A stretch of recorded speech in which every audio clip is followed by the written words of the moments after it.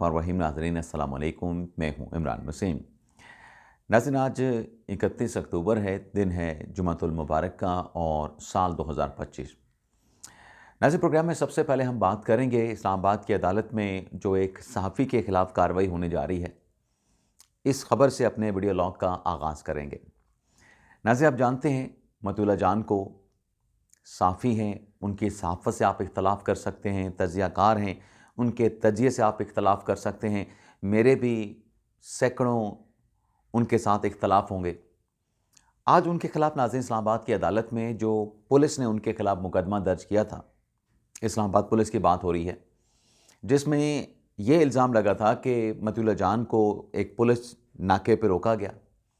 मतिउल्लाह जान से मंशियात बरामद हुई और मतिउल्लाह जान की जानिब से रोके जाने पे, यानी नाके पे उनकी गाड़ी रोके जाने पे उनकी तरफ से पुलिस एहलकार पे ना सिर्फ हमला किया गया, बल्कि जो पुलिस वाले की जो गन थी, जो बंदूक थी, वो भी खींचने की कोशिश की गई। तो आज इस केस में चालान मतिउल्लाह जान के ख़िलाफ़ दाखिल कर दिया गया था, अदालत में जमा करवा दिया गया था। आज जज साहब मतिउल्लाह जान पे फ़र्द जुर्म आयद करेंगे। और इससे पहले नाज़रीन, मतिउल्लाह जान ने गुज़िश्ता रोज़ जो है एक बरियत की दरख्वास्त भी एटीसी अदालत में दायर की थी, लेकिन एटीसी अदालत ने मतिउल्लाह जान की बरियत की दरख्वास्त को मुस्तरद कर दिया था। आज 9:30 बजे ये कार्रवाई होना है। हो सकता है कि जब आप ब्लॉग देख रहे हों, मतिउल्लाह जान पे फ़र्द जुर्म लग चुकी हो, सेहत जुर्म से इनकार हो चुका हो और प्रोसिक्यूशन के जो गवाहान हैं उन्हें आइंदा तारीख पे बुला भी लिया गया हो। अगली खबर नाज़रीन पाकिस्तान तहरीक इंसाफ के सेकंड कैटेगरी के 2 अहम रहनुमाओं की है। नाज़रीन, फ़लक जावेद खान जिनको गिरफ़्तार किया गया बड़ी टेक्निकल ट्रैकिंग के ज़रिए, फ़लक जावेद खान ने जिन्होंने उज़्मा बुखारी के ऊपर इल्ज़ामात लगाए, उनकी एक वीडियो अपने एक्स अकाउंट के ऊपर पोस्ट की, पब्लिक की। अब उनके ख़िलाफ़ जो केस चल रहा है एनसीसीआई का, फ़लक जावेद खान के वकील मियाँ इशफ़ाक़ अली ने बेल की एप्लीकेशन फ़ाइल की।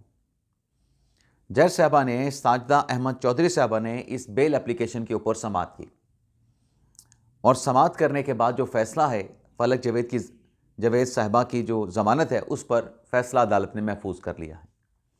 अब देखते हैं, कल ये कार्रवाई हुई है, आज हो सकता है अदालत की जानिब से फ़ैसला अनाउंस कर दिया जाए।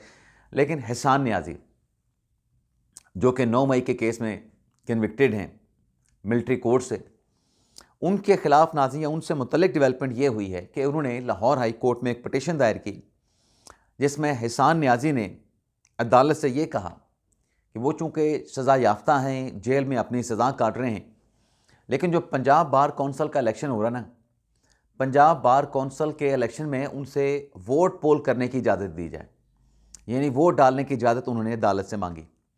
लेकिन लाहौर हाई कोर्ट के जस्टिस शहराम सरवर, जो कि साबिक chief justice of Pakistan justice Saqib Nisar के समधी हैं, यानी शहराम सरवर की जो बेटी है जज साहब की, वो साकिब निसार साहब के बेटे के साथ ब्याही गई है।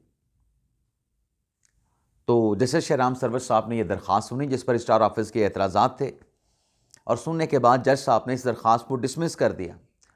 स्टार ऑफिस के एतराज़ात में एक नुक्ता यह भी था कि जो सज़ा याफ्ता है, कोई ऐसी मिसाल मौजूद नहीं कि उसको इस अंदाज से वोट डालने की इजाज़त दी जाए। तो जज साहब ने, जैसे शहराम सरवर साहब ने रजिस्ट्रार ऑफिस के एतराज़ात को बरकरार रखते हुए इस दरख्वास्त को मुस्तरद कर दिया, नाकाबिल समाअत करार दे दिया। अब नाज़रीन आते हैं अगली खबर पे। राजा साहब ने नाज़रीन कल जो ट्वीट किया है, उस ट्वीट पे मैं बात करूंगा, और उस ट्वीट के बाद जो मिशाल यूसुफजई ने जवाब दिया है राजा साहब को कोट करके, उसके बाद सलमान अकमराले साहब का इस्तीफ़ा मांगे जाना, फिर इस खबर की डिटेल आपके साथ हम शेयर करेंगे। नाज़रीन, सलमान अकमराले साहब का मायार मेरे ख्याल से उनको, क्योंकि रिप्लाई तो मिशाल यूसुफजई ने किया है, लेकिन मेरे ख्याल से जो सलमान अकमराले साहब हैं, उन्हें भी बहुत सारी चीज़ों को देखते हुए, उनका सेक्रेटरी जनरल का ओहदा उनके पास है, वो ट्वीट कर रहे हैं, तो ज़ाहिर सी बात है किसी अपनी पार्टी के रहनुमाओं को पिन कर रहे हैं, फिस्ट कर रहे हैं, चूंटी डाल रहे हैं। जो उनका मर्तबा है, मेरे ख्याल में राजा साहब को ये बातें, जब इमरान खान साहब के साथ इमरान खान साहब ने बात तय कर दी थी कि आपने बाहर जाके एक दूसरे के खिलाफ मुखालिफ ट्वीट्स नहीं करनी, तो राजा साहब को इसका आगाज़ नहीं करना चाहिए था। वैसे भी राजा साहब की जो पर्सनैलिटी है, उस पर इस किस्म के ट्वीट्स जो हैं वो उनको ज़ेब नहीं देते हैं। लेकिन जो दोनों नाज़रीन ट्वीट्स हैं, चाहे राजा साहब की हैं, चाहे मिसाल यूसुफजई साहबा की हैं, दोनों का अगर जायज़ा लिया जाए ना, तो पीटीआई के जो लोग हैं, जो खान साहब के सपोर्टर हैं, वो राजा साहब के साथ मुझे खड़े दिखाई दिए। वो राजा साहब की बात को एंडोर्स कर रहे थे। और जो मिसाल यूसुफजई ने बात की है, उससे पीटीआई के सपोर्टर, खान साहब के सपोर्टर मिसाल यूसुफजई को क्रिटिसाइज़ कर रहे थे। कैसे नाज़रीन, वो तो मैं आगे चल के आपको बताऊंगा। लेकिन राजा साहब ने कल ये कहा कि जब सुहेल अफरीदी की नॉमिनेशन खान साहब ने की, तो बहुत सारे लोगों को साफ सूंघ गया। राजा साहब ने कहा कि पॉलिटिकल कोर कमेटी की जो खबरें हैं, सवाल यह है कि ये खबरें कौन लीक करता है। राजा साहब कहते हैं कि इमरान खान साहब का हुक्म आया था कि जो उनका पैगाम है वो मेरे ज़रिए बाहर जाएगा, तो मैंने लिस्ट में मेरा नाम शामिल होने पे मुझे ये ताना दिया गया कि मैंने खुद अपना नाम जो है वो लिस्ट में शामिल कर लिया है। जब खान साहब ने खुद ये पैगाम दिया है, ये कहा है कि उनका पैगाम खान साहब का राजा साहब के ज़रिए जाएगा, तो ज़ाहिर सी बात है लिस्ट में उनका नाम होना चाहिए। लेकिन लिस्ट में नाम होने का ये मतलब नहीं कि राजा साहब को अंदर जाने की इजाज़त भी मिल जाएगी। कई मरतबा राजा साहब का नाम लिस्ट में था, लेकिन राजा साहब को अंदर जाने की इजाज़त नहीं मिली। राजा साहब बाहर ठहरे रहे।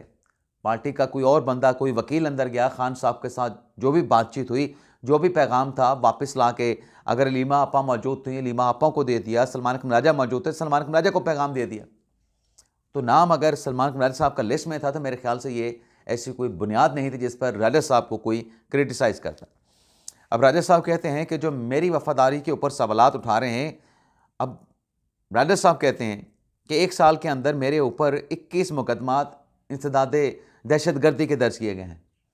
और ये जो मैंने 4 बातें आपको राजा साहब की बताई हैं, इसमें बड़े सख्त अल्फाज राजा साहब ने इस्तेमाल किए हैं। कैसे नाज़रीन, राजा साहब ने एक जगह पे पस्त ज़रफ़ का लफ्ज़ इस्तेमाल किया। राजा साहब ने एक और जगह पे ओहदों के पुजारी का लफ्ज़ इस्तेमाल किया। राजा साहब ने एक और जगह पे अना के पुजारी का लफ्ज़ इस्तेमाल किया।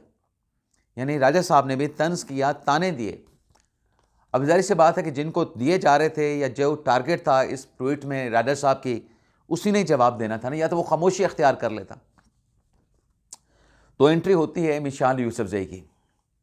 मिसाल यूसुफजई ने नाज़रीन जो जवाब दिया, अब मैं वो चीज़ें आपके सामने रखने जा रहा हूँ। एक तो मिसाल यूसुफजई ने कहा कि इमरान खान साहब ने रोक दिया था कि एक दूसरे पे सोशल मीडिया पे अटैक नहीं करेंगे, तो फिर आपने ये क्यों किया।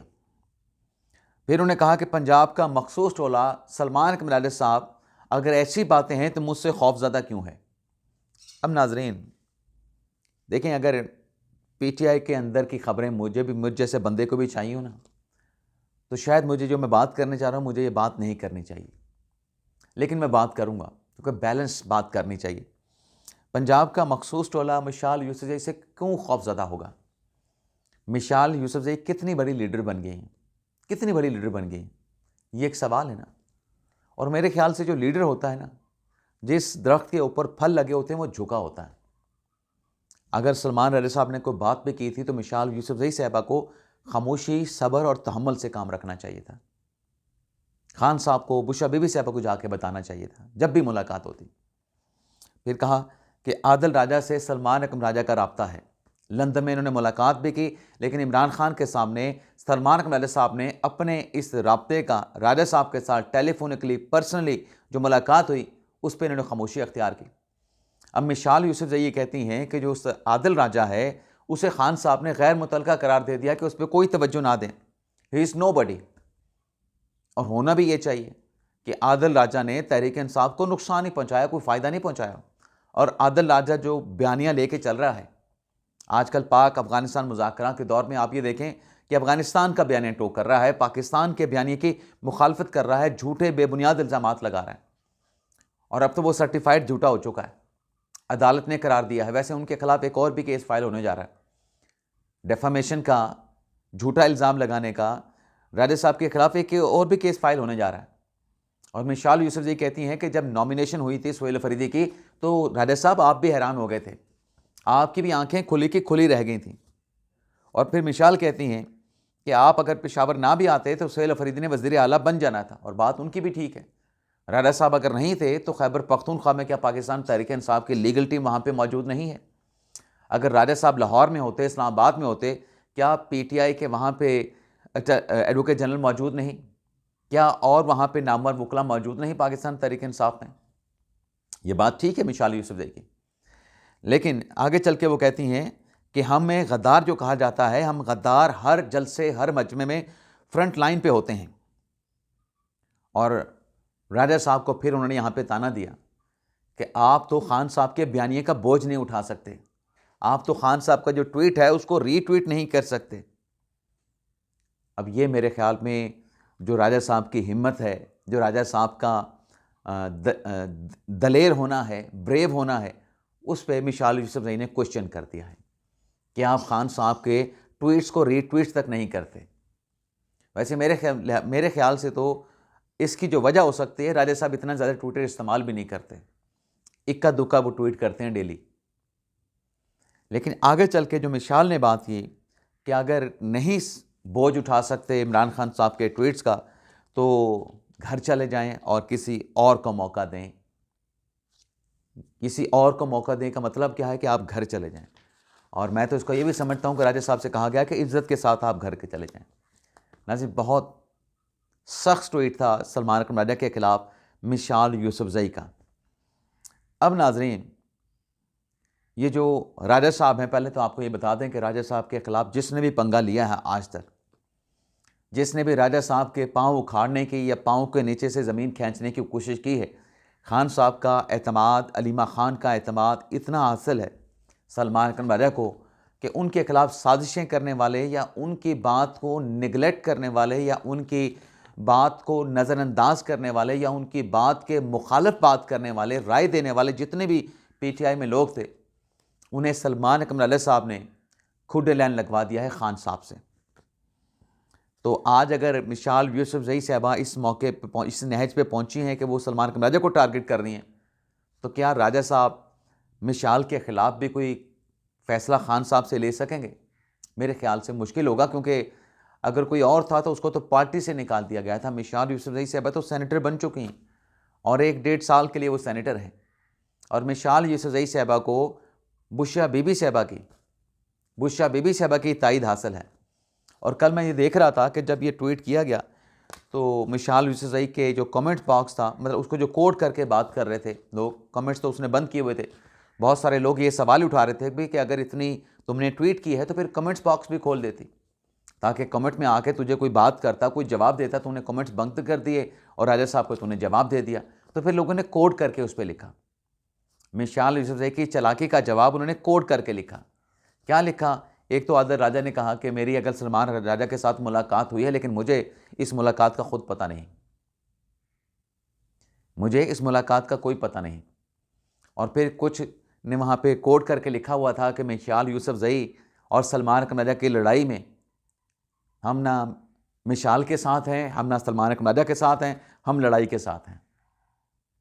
किसी ने नीचे लिखा कि ये बुशरा बीबी की अपना मिसाल यूसुफजई कैसे इतनी जो है वो बदज़ुबान, या इनकी ज़ुबान इतनी लंबी कैसे हो गई है, इसको किसने सेनेटर बनवा दिया है? तो किसी और ने नहीं बनवाया था, बुशरा बीबी साहबा की ये नॉमिनेशन थी। बुशरा बीबी साहबा ने इनको ये बनवाया था सेनेटर खैबर पख्तूनख्वा से। तो मिसाल को गालियाँ देने से बजाय कि किसने बनवाया है ये लोगों को पता होना चाहिए, शायद भूल गए हैं बुशरा बीबी साहबा।